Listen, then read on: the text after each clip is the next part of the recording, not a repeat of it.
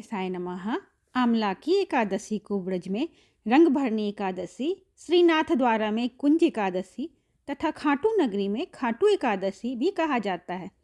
इस एकादशी में आंवले के पेड़ की पूजा तथा श्री हरि विष्णु की पूजा की जाती है। राजा युधिष्ठिर बोले कि हे जनार्दन, आपने फागुन के कृष्ण पक्ष की विजया एकादशी का सुंदर वर्णन करते हुए सुनाया। अब आप फागुन माह के शुक्ल पक्ष की एकादशी का क्या नाम है तथा इसकी विधि क्या है, कृपा करके मुझे बताइए। श्री भगवान बोले, हे राजन, फागुन मास के शुक्ल पक्ष की एकादशी का नाम आमला की एकादशी है। इस व्रत के करने से समस्त पाप नष्ट हो जाते हैं तथा इसके प्रभाव से 1000 गौदान का फल प्राप्त होता है।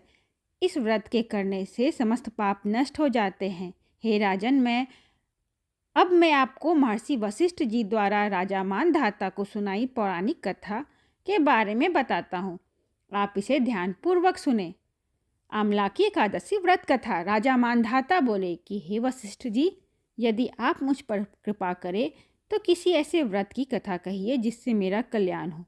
महर्षि वशिष्ठ बोले कि हे राजन, सब व्रतों में उत्तम और अंत में मोक्ष देने वाले आमला की एकादशी के व्रत का वर्णन मैं करता हूँ। यह एकादशी फागुन माह के शुक्ल पक्ष की होती है। एक वैदिश नाम का नगर था जिसमें ब्राह्मण, क्षत्रिय, वैश्य और शूद्र चारों वर्ण आनंद सहित रहते थे। उस नगर में सदैव वेद ध्वनि गूंजा करती थी तथा पापी, दुराचारी तथा नास्तिक उस नगर में कोई नहीं था। उस नगर में चैतरथ नाम का चंद्रवर्षी राजा राज्य करता था। वह अत्यंत विद्वान तथा धर्मी था।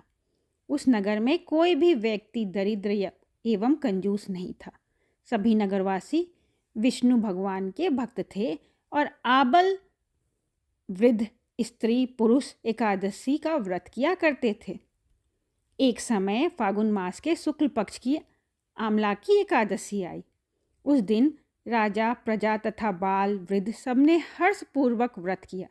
राजा अपनी प्रजा के साथ मंदिर में जाकर पूर्ण कुंभ स्थापित करके धूप, दीप, नैवेद्य, पंचरत्न आदि से धात्री आंवले की पूजा करने लगे और इस प्रकार स्तुति करने लगे।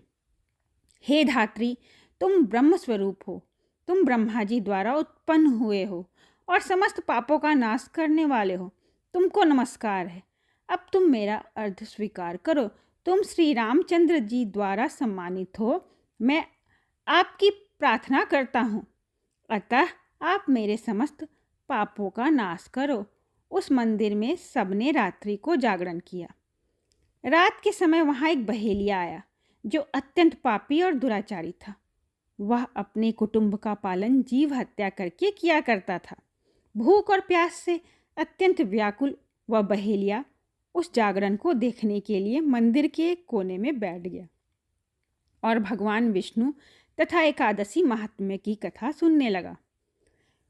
इस प्रकार अन्य मनुष्यों की भांति उसने भी सारी रात जागकर बिता दी। प्रातः काल होते ही वह सब लोग अपने घर चले गए तो बहेलिया भी अपने घर चला गया। घर जाकर उसने भोजन किया। कुछ समय बीतने के पश्चात उस बहेलिये की मृत्यु हो गई।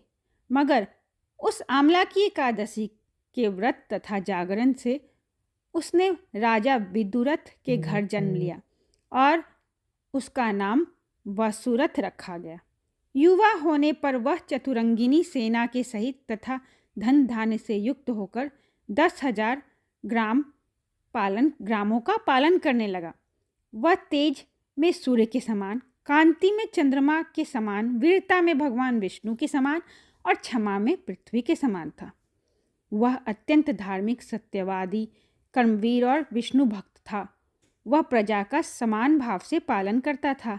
दान देना उसका नित्य कर्तव्य था। एक दिन राजा शिकार खेलने के लिए गया। दैव योग से वह मार्ग भूल गया और दिशा ज्ञान न रहने के कारण उसी वन में एक वृक्ष के नीचे सो गया। थोड़ी देर बाद पहाड़ी मलेच्छ वहां आ गए और राजा को अकेला देखकर मारो मारो शब्द करते हुए राजा की ओर दौड़ पड़े। मलेच्छ कहने लगे कि इसी दुष्ट राजा ने हमारे माता, पिता, पुत्र, पौत्र आदि अनेक संबंधियों को मारा है तथा देश से निकाल दिया। दिया है, अतः इसको अवश्य मारना चाहिए। ऐसा कहकर वे मलेच्छ उस राजा को मारने दौड़े और अनेक प्रकार के अस्त्र शस्त्र उसके ऊपर फेंके। वे सब अस्त्र शस्त्र राजा के शरीर पर गिरते ही नष्ट हो जाते और उनका वार पुष्प के समान प्रतीत होता था। अब उन मलेच्छों के अस्त्र शस्त्र उल्टा उन्हीं पर प्रहार करने लगे, जिससे वे मूर्छित होकर गिरने लगे।